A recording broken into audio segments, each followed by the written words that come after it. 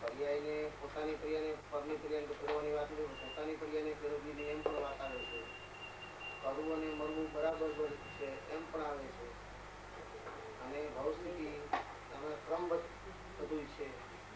આ ત્રણેયનો કઈ રીતે માતાજી ભવસ્થિતિ હોય છે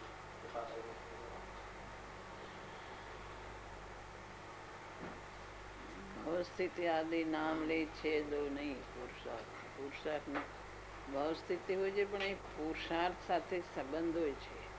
પોતે પુરુષાર્થ કરે એવી જાતની ભવસ્થિતિ હોય છે. પોતે તું પુરુષાર્થ કર, પછી ભાવસ્થિતિનું નામ શું કામ લેવાનું હોય? ભાવસ્થિતિનું નામ માત્ર લે છે. ભાવસ્થિતિનું નામ લઈને પોતે બચાવ કરે છે. પુરુષાર્થ કરવું નથી. એ ભવસ્થિતિ કાળ લબ્ધિ પાકવાની હશે ત્યારે થશે. એમ એનો બચાવ શું કામ કરે? તું પુરુષાર્થ કર.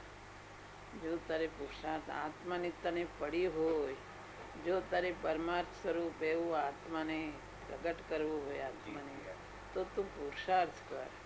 પુરુષાર્થ કર યથાર્થપણે. પછી થાય છે કે નહીં, તું જો થયા વગર રહેશે જ નહીં.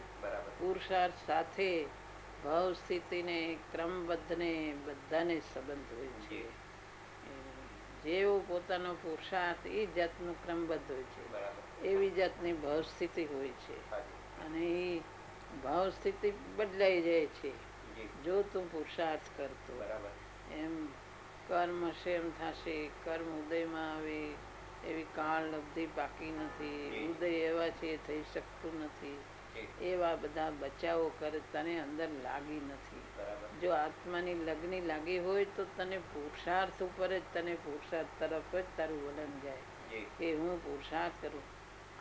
આવું કઈ હોય કે પોતે પુરુષાર્થને ઈચ્છે, પોતે આત્માને ઈચ્છે અને થાય નહીં, એવું તો બને નહીં. એવું તો આત્મા, દરેક આત્મા સ્વતંત્ર છે.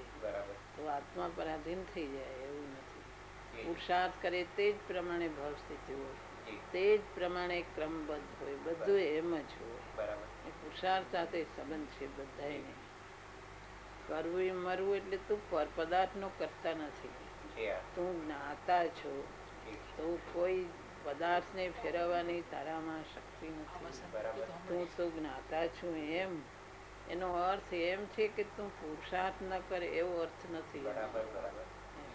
નાયક જ્યાં થાય છે ત્યાં જ પુરુષાર્થ આવી જાય છે. અનાદિનો જે કર્તા બુદ્ધિ હતી તોડીને જ્યાં નાયક થયું, એ જ્ઞાતા પણ જ્યાં આવી ગયું, જ્ઞાતા ધારા પ્રગટ થઈ ગઈ, તો પુરુષાર્થથી જ થાય છે. એ પુરુષાર્થ વગર થતું નથી. એ કઈ કર્તા બુદ્ધિ એટલે તું પુરુષાર્થ ન કરે એવો એનો અર્થ નથી.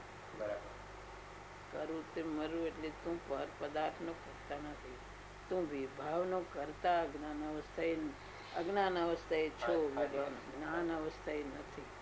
પણ તું જ્ઞાતા થઈ જાય એમાં પુરુષાર્થ આવી જ જાય છે. તું અંતર જ્ઞાતા નો પુરુષાર્થ કર, અંદર લીનતા નો જ્ઞાતા થઈ જાય, લીનતા નો પુરુષાર્થ કર. તે જ પ્રમાણે રાગ ને વિભાવ પર્યાય એ બધી તે જ પ્રમાણે થવાની છે.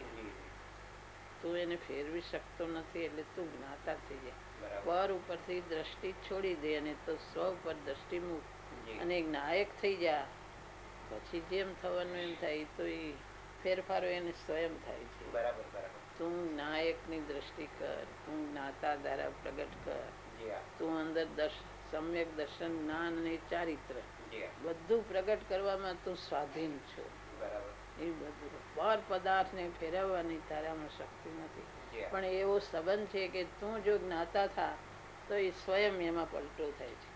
કર્મનો પલટો થાય છે, વિભાવ ઉદયનો પલટો થાય છે, બધોય પલટો થાય છે. એને નાયકની ધારા સાથે સંબંધ છે. તારે જ્ઞાતા ખાવું નથી અને પછી તું બચાવ કર્યા કરે કે આવા ઉદય છે. ઉદય પલટ્યા વગર રહેશે જ નહીં. તું નાયક થા એટલે સ્વયં બધા ઉદયો પલટી જાય. જળમાં પલટશે પણ તારી જે વિભાવની પર્યાયો થાય, રાગદ્વેષ, એ પણ પલટી જશે. બધું પલટી જશે. એના ઉદય આવે એટલે તારે જોડાવું જ પડે એવું નથી. તારા પુરુષાર્થની મનતા જ જોડાય. તું જ્ઞાતા થઈ જા, તું અંતરમાં પુરુષાર્થ કરે એટલે બધું ફેરફાર સ્વયં થાય. પુરુષાર્થની મુખ્યતા છે એમ આપણે કેવું છે. પુરુષાર્થની જ મુખ્યતા છે.